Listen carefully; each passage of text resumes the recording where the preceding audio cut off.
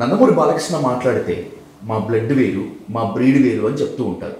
Junior NTR గారి blood breed వేరు కావటం వల్లేనా అది ఆయనకి మ్యాచ్ కాలేదంటున్నారు?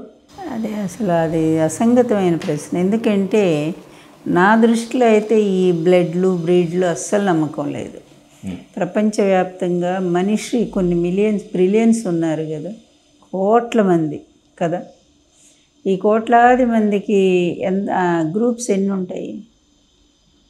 ఎన్ని గ్రూపులు ఉన్నాయి మొత్తం కలిపి? 7, 8 అంతే కదా.